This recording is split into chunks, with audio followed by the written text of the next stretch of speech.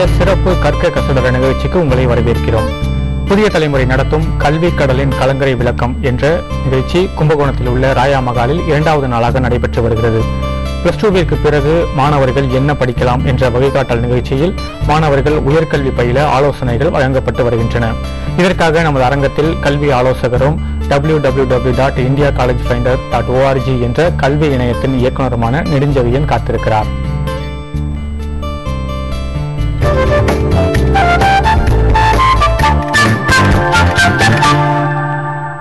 Plus 2விற்கு பிறகு என்ன படிக்கலாம் என மாணவர்களுக்கு வழிகாட்டும் வகையில் கல்வி கடலின் கலங்கரை விளக்கம் என்ற பெயரில் தமிழகம் முழுக்க பல்வேறு நகரங்களில் கல்வி கண்காட்சியை நடத்துகிறது புதிய தலைமுறை.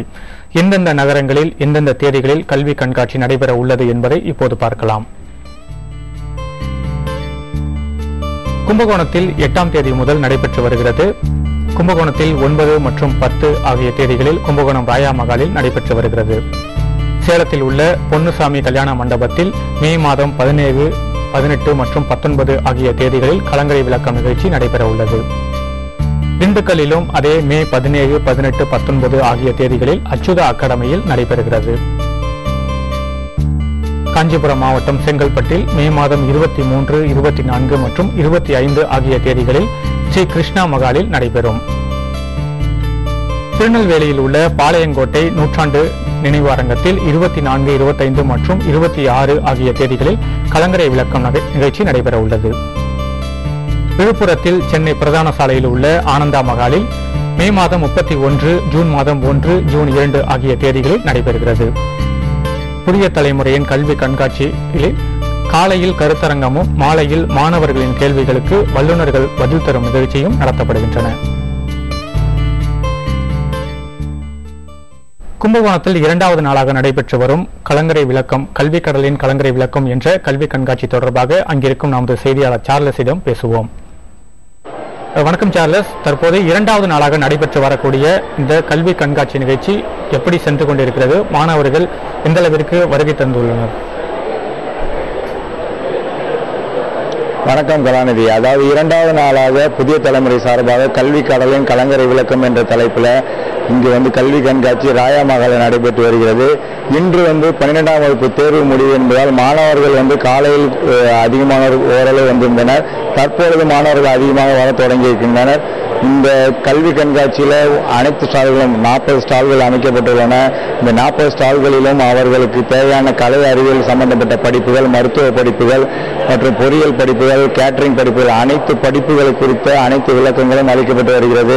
மாணவ மாணவிகள் ஏராளமானோர் தங்களுக்கு தேவையான அனைத்து கேள்விகளையும் சந்தேகங்களையும் அவர்கள் இங்கு தீர்த்து கொண்டுதான் சென்று கொண்டிருக்கிறார்கள். முக்கியமாக வெளிநாட்டுகளில் மருத்துவ படிப்புகளை மேற்கொள்ளும் அளவுக்கு அதுக்குள்ளே சுலபமான வழிமுறைகளும் இந்த கல்வி கண்காட்சியில் அவர்களுக்கு கல்வி கண்காட்சியில் இடம்பெற்றிருக்கு. அது தொடர்பான தகவல்களையும் அவங்க தொடர்ந்து கேட்டறிந்து வராங்க. முதலில் கலாநிதி, நம்ம மாணவர் ஒருவர் நம்மிடம் இருக்க கலாநிதி, அவருடைய முதல் கேள்வியை நம்ம கேட்கலாம். அவரிடமே விஜயபாஸ்கர் அவரிடம் கேட்கலாம். உங்களுடைய கேள்வியை கேளுங்க.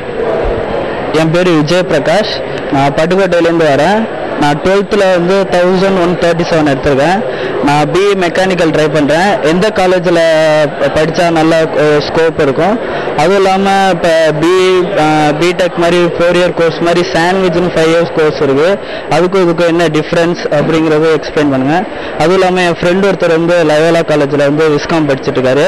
அவர் அடுத்து என்ன படிக்கலாம், என்ன படித்தா யூஸ்ஃபுல்லாக இருக்கும் அப்படிங்கிறத எக்ஸ்பிளைன் பண்ணாத கலாநிதி.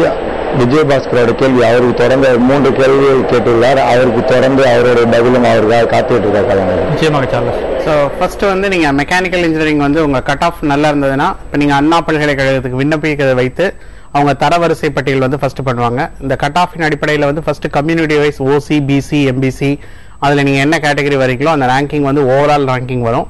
நீங்கள் இப்போ பிரான்ச் அப்படிங்கிறது நீங்கள் ஃபர்ஸ்ட் ப்ரையாரிட்டி கூடாது. இன்ஸ்டிடியூஷனுக்கு தான் நீங்கள் அதிகமாக முக்கியத்துவம் கொடுக்கணும். ஏன்னா இன்னைக்கு 10 வருஷம் கழிச்சு யாரும் நீங்கள் மெக்கானிக்கல் படிச்சிங்களா, எலக்ட்ரானிக்ஸ் படிச்சிங்கன்னா கேட்க மாட்டாங்க, எந்த காலேஜில் படிச்சிங்கன்னு தான் கேட்பாங்க. ஸோ கல்லூரிக்கு தான் முதலிடம் கொடுக்கும்போது நீங்கள் இப்போ மெக்கானிக்கல்னா அதனோட அலைட் பிரான்ச்சஸ் இப்போ நீங்கள் ப்ரொடக்ஷன், இண்டஸ்ட்ரியல், மேனுஃபேக்சரிங் இல்லை மெட்டீரியல் சயின்ஸ் இதெல்லாமே நீங்கள் மெயின் இன்ஸ்டிடியூஷன்ஸ், காலேஜ் ஆஃப் கிண்டி, அந்த மாதிரி MIT இதில் தான் நீங்கள் எடுத்துக்கலாம்.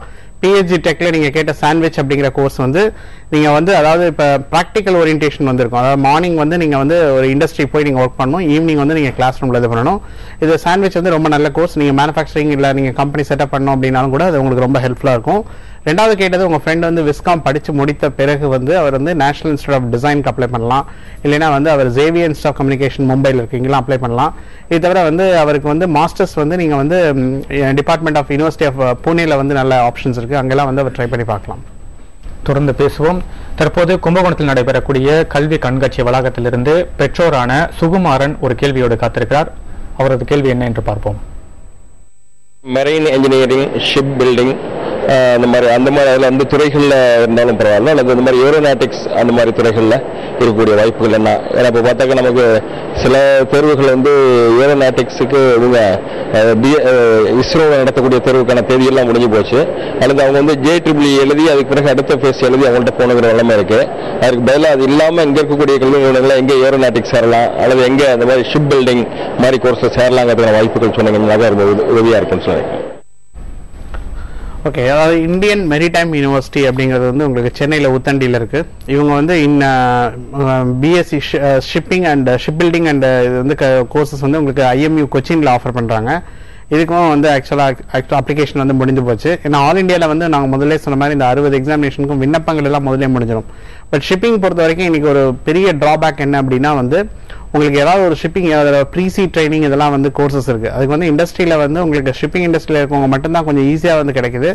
ஷிப்பிங்ல போகும்போது கன்சிஸ்டன்டா அவங்க எக்ஸாமினேஷன் எழுதி அவங்க நாலேஜ் அப்கிரேட் பண்ணணும். சப்போஸ் நாலேஜ் அப்கிரேட் பண்ணலைன்னா நீங்க எந்த லெவல்ல போய் ஜாயின் பண்ணுமோ அதே லெவல்ல இருப்பீங்க.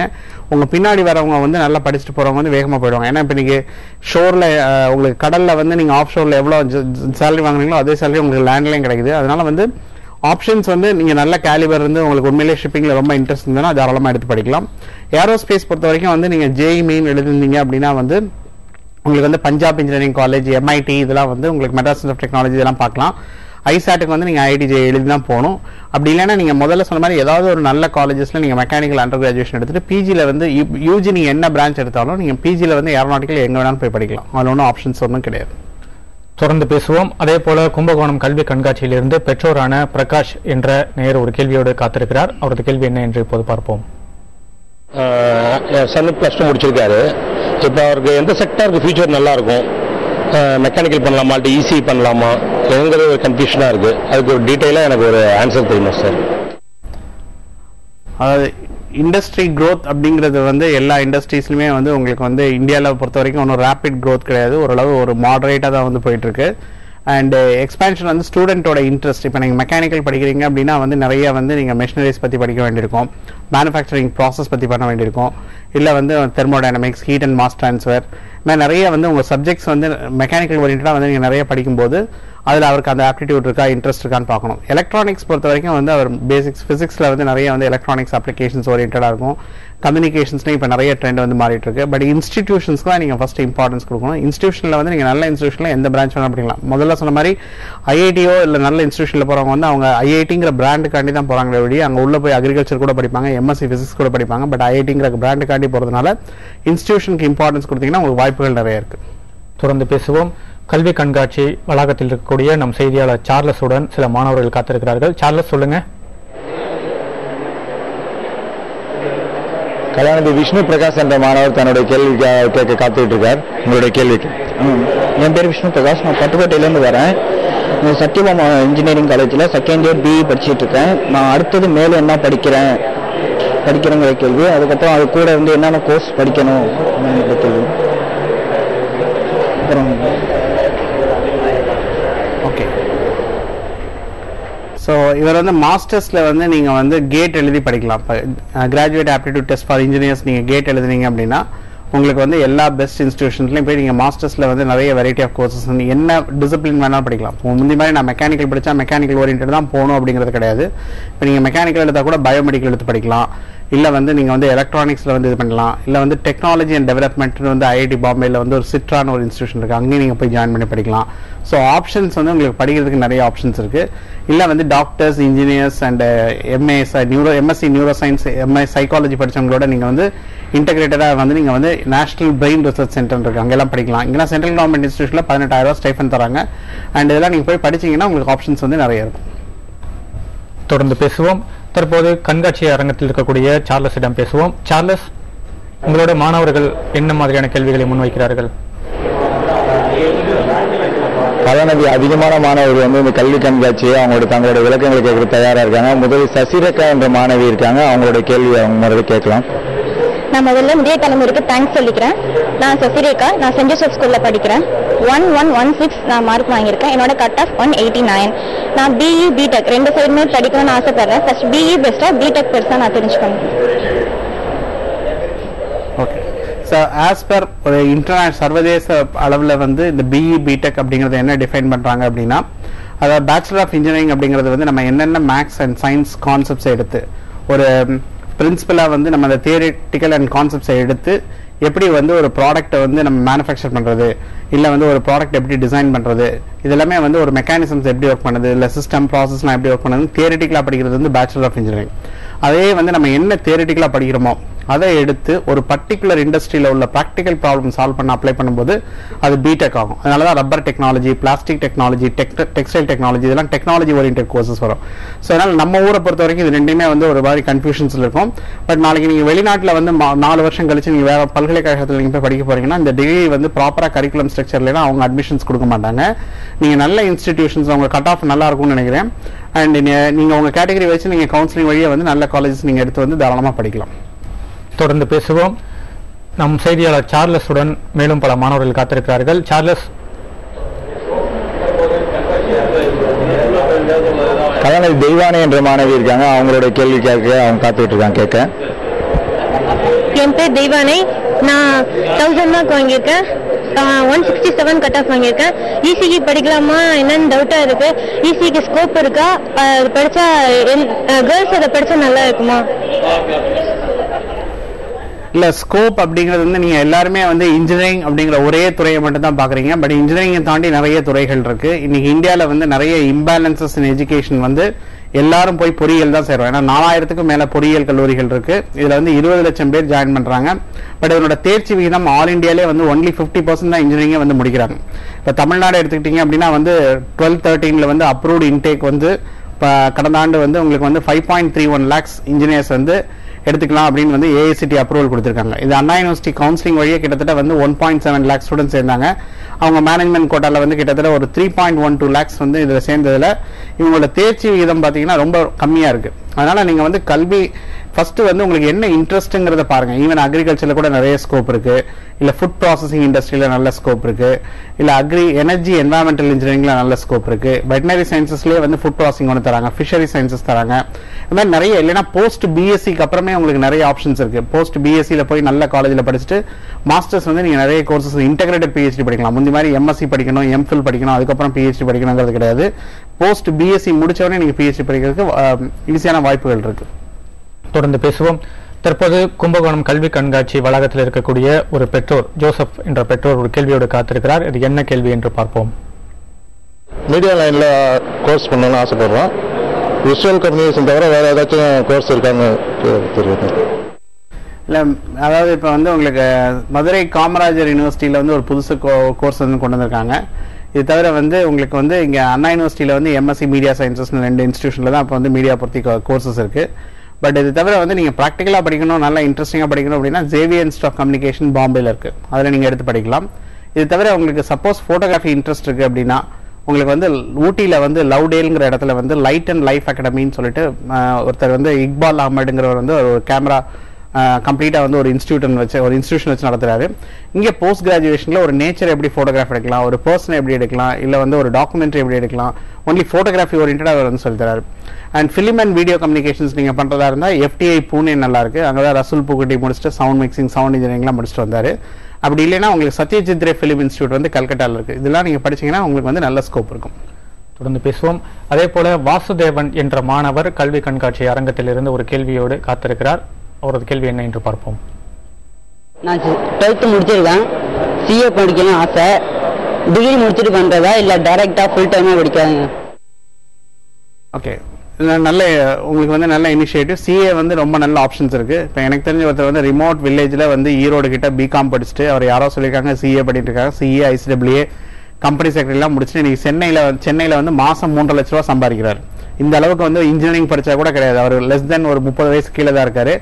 ஆக்சுவலா வந்து நீங்க சிஏ படிக்கிறதுக்கு வந்து www.icai.org அப்படிங்கிற இணையதளத்தை வந்து நீங்க பார்க்கணும். இதுல ஃபர்ஸ்ட் வந்து சிபிடி அப்படிங்கிறதுக்கு வந்து நீங்க கோர்ஸ் மெட்டீரியலுக்கு நீங்க ரெஜிஸ்ட்ரேஷன் பண்ணணும். சிஏ வந்து படிக்கிறதுக்கான செலவுகளும் வந்து ரொம்ப கம்மி. சிஏக்கு வந்து இன்ஸ்டிடியூஷன் வந்து உங்களுக்கு சென்னையில இருக்கு. நிறைய கோச்சிங் இன்ஸ்டிடியூஷன்ஸும் வந்து உங்களுக்கு இது பண்றாங்க. எல்லா ஊர்கள்லயும் இருக்கு. அந்தந்த ஊர்ல உள்ள சிஏ சாப்டர் நீங்க அணுகுனீங்கன்னா கூட அவங்க இன்ஃபர்மேஷன்ஸ் வந்து கொடுப்பாங்க.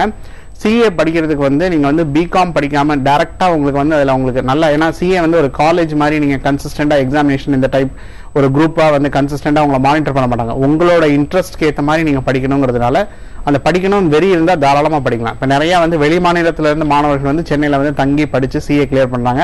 நம்ம இதுல வந்து நிறைய பேர் இதுக்கு வந்து முயற்சிகள் எடுக்கிறது இல்ல. அதை கன்சிஸ்டன்டா உங்களுக்கு படிக்கணும்னு இன்ட்ரெஸ்ட் இருந்தா CA is very good option. தாராளமா படிக்கலாம். தொடர்ந்து பேசுவோம். நம் செய்தியாளர் சார்லஸ் சில மாணவர்களோடு காத்திருக்கிறார். சார்லஸ், சொல்லுங்க. அதாவது ஜெயஸ்ரீ என்ற மாணவி தயாரா இருக்காங்க தன்னுடைய கேள்வியை கேட்பதற்கு. என் பேர் ஜெயஸ்ரீ, கும்பகோணம் சென்ட் ஜோசப் ஸ்கூல்ல படிக்கிறேன். என்னோட மார்க் 1077, கட் ஆஃப் 186. ஆனா தமிழ் மீடியம் படிச்சிருக்கிறதால என்ட்ரன்ஸ் மூலமா போறது விட இல்லாட்டி கவுன்சிலிங் போட்டு இன்ஜினியரிங் காலேஜ் போலாமா? இல்ல, பெஸ்ட் வந்து நீங்க வந்து கவுன்சிலிங்க்கு விண்ணப்பித்து கவுன்சிலிங் வழியா போறதுதான் பெட்டர். தமிழ் மீடியம் அந்த இதெல்லாம் நீங்க ஒன்றும் ஒருவே பண்ண வேண்டாம். ஏன்னா 20 வருஷத்துக்கு முன்னால இங்க ஆங்கில மீடியம் சொல்லக்கூடக்கூடிய ஸ்கூல்ஸே கிடையாது. இன்னைக்கு வந்து ரொம்ப மிகவும் குறைவாக இருந்தது. இன்னைக்கு வந்து பொறியியல்ல நிறைய பேர் வந்து சக்சஸா வெளிநாட்டுல உள்ளவங்க வேலை பார்க்கறவங்க எல்லாம் நிறைய பேர் தமிழ் மீடியத்துல படிச்சவங்க தான். நீங்க அந்த மீடியம்ங்கிற பேரியர் வந்து ஃபர்ஸ்ட் ஒரு செமஸ்டர் மட்டும் தான் உங்களுக்கு வந்து இருக்கும். ஒன்ஸ் நீங்க அதுக்குள்ள வந்து நம்ம வந்துட்டோம் அப்படின்னா பழகிட்டு ஈஸியா வந்து நீங்க இது பண்ணிடலாம். அதாவது வந்து எதுவுமே நீங்க உங்க மைண்ட்ல வந்து இது நம்மளால முடியாது அப்படிங்கிற மாதிரி நீங்க எதுவும் வந்து நீங்களா இது பண்ண வேண்டாம், திங்க் பண்ண வேண்டாம்.